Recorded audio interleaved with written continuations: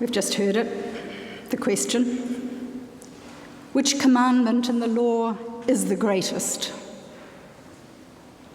The Pharisees asked Jesus, and we know, we've just heard it, that he replied, "You shall love the Lord your God with all your heart and with all your soul and with all your mind."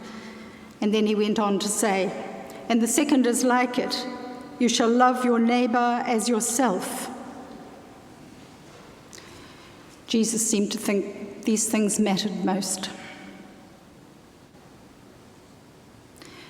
Did you know that there were 613 commandments in the Torah for him to choose from? Did you know that? I didn't. Well, at least if I did once, I'd forgotten. Clearly, it was a question to test Jesus, and we would know that, even if the writer of Matthew's Gospel hadn't told us. And the testing questions went on backwards and forwards between Jesus and the Pharisees. And Jesus asked them, "What do you think of the Messiah? Whose son is he?" Well, perhaps it was a bit of intellectual rivalry that we were seeing, or perhaps even a bit of what we used to call antler clanking. No one was really expected to remember all 613 commandments, 365 of which were negative, the things you shall not do, and 243 were positive, the things you shall do. And they ranged from committing murder to what to do if you found a bird's nest with eggs in it.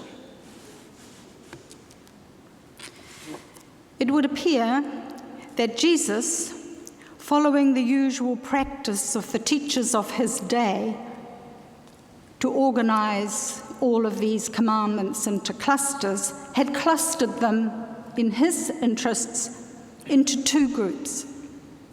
It seemed he thought they were pretty much the same, and I find that very interesting. It's unambiguous. Loving God and loving neighbour were the same. We're like one another. What loving means is another matter, and that's subject for another reflection. But loving God and loving neighbour, as Jesus presents it to us, is one and the same here, the greatest commandment. Well, we've just had a general election, and I'm asking you, as I ask myself, which commitment, policy, or promise in the election mattered most to you? What was most important, sufficiently important to you to influence your vote? Your tikanga and life experience will undoubtedly influence your answer to that. Some of us will be very happy with the outcome of the election, and some of us not so happy. Some of us will see our concerns on the top of the new government's to-do list, and some will not. As I was preparing the sermon today, I was prompted to ask myself, how many policies, commitments, and promises were set out by the various parties? And it seems, according to one analyst, that they thought there were well over 600. When I tried to find out more detail about that, it was very difficult. But I saw that analysts had clustered the various promises and policies and commitments under headings such as economy and finance, climate, tax, children, housing, COVID-19, the environment, culture and community, and of course more. And under each of the numerous headings were further lists of promises and commitments. And it caused me to ask myself which of the uncountable areas named as policies, commitments, or promises I had focused on when deciding how to cast my vote. What had mattered most for me, I wondered. And I can admit, when I tried to check out the range of possibilities, I noticed there were so many I hadn't even been aware of. They'd simply passed my notice. Well, we assume that the Pharisees were well schooled in the law as set out in the Torah. We assume they knew all 613 of the laws. They were, after all, contemporary ethicists rather than theologians, and they were concerned, therefore, with how people lived, and supposedly concerned with encouraging people to live the law well and honourably, so that life might go well for them and they might live long. Jesus was, it would seem, from the big picture we have of his relationship with the Pharisees, a bit of a challenge to this. The writer of Matthew's Gospel suggests Jesus doesn't think the Pharisees do too well at living out what they preach and teach. In verses that immediately follows today's reading, Jesus has the temerity to say to his followers, "Do whatever they teach you and follow it, but do not do what they do, for they do not do what they teach."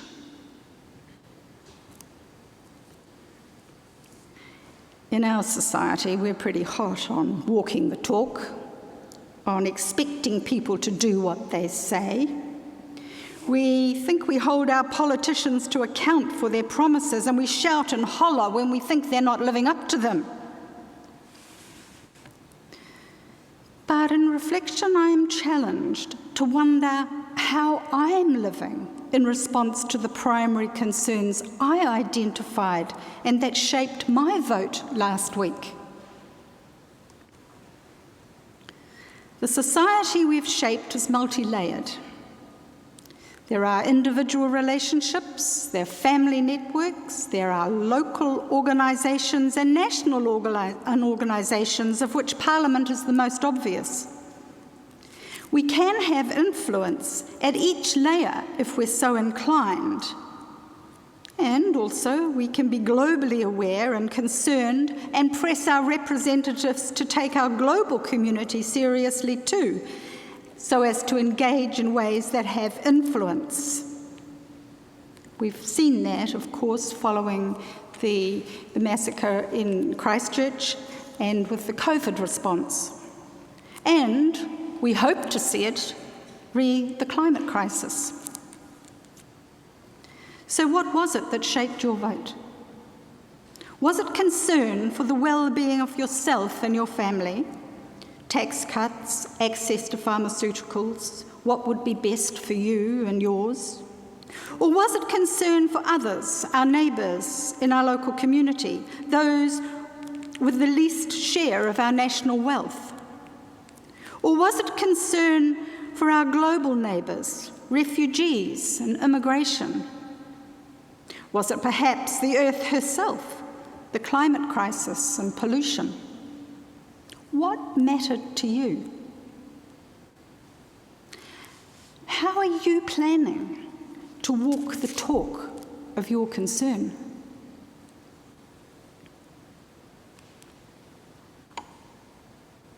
Jesus said the first commandment is to love God with all your heart and soul and your mind. But God is not a black hole that soaks up love, that soaks up utterances of praise and warm, fuzzy affirmations of commitment and regard. Loving God is not found in providing the fodder necessary to feed an egotistical God. Rather, God is the very life force that enlivens all things, and love of God is shown by doing things that are life-enhancing, in the way we love our neighbours so they might flourish in their living. In the Mediterranean world of Jesus' day, loving was about who one felt an attachment to, held a common purpose with. It was about interdependence of local communities, of communal being and well-being. Today, we're much more individualistic about how we think about loving and how we think about relationships. In 1 John, we're told we cannot love God and hate, or today we might say disregard, the well-being of our neighbours or be detached from them. We know neighbours are not just the people who live next door. In the individualistic world of Western societies today, holding a common purpose with others, caring about their well-being as much as about our own, is a difficult notion to wrap our heads around, never mind wrap our hearts around. The understanding of a social contract that binds a group together so that the well-being of all the people that make it up are of primary concern to everyone is hard for us to enact, to even think about. And yet, loving God with all one's heart and mind and loving one's neighbour as oneself means just that, having as much care and concern for neighbours as for yourself and your close family. As I was thinking about these things, I was intrigued to notice there was a dichotomy that I could reflect on and which might have shaped the way I chose to act. That was to wonder if I had voted from fear or from generosity. Did I vote from fear of scarcity for myself and my family, or from generosity towards the well-being of others and toward the earth's health as well? Such a reflection, of course, if we dare indulge, leads us to be quite specific and to ask ourselves, how will we walk the talk of our election priorities? Will it be with scarcity and fear as our guiding motifs, or with generosity and abundance? What is the talk you will walk? What is the gospel you will live by? How will you walk, and with whom as companions? Have you given thought as to what you will seek to hold this new government to account for, and how? How we cast our vote speaks to our priorities and to what matters for us. So it is worth reflecting on what we did. It can tell us something about ourselves. It might be we are concerned about a lot of things, but none of us can attend to everything with the same energy and commitment. Sometimes we can even feel guilty about this when we see how much time and energy others pour into an issue. But guilt doesn't get us very far. It's wasted energy. We can, however, all be grateful that others can do what we can't. And we can identify them and support them with our love and our prayers, with our focused attention. In our turn, we can resolve to be faithful to the commitments we have been able to make, walking the talk and talking what matters when opportunity arises, being bold enough to proclaim a world that might be, a vision of possibility. We gathered here our church. We are neighbours one of another. We are not alone in our individual persons, but in our common commitment to the gospel of God, we are neighbours. We need each other so that the fullness of the gospel, the fullness and power of the good news can be proclaimed. Can be proclaimed in word and in the actions we take. We can walk the talk of the good news of God.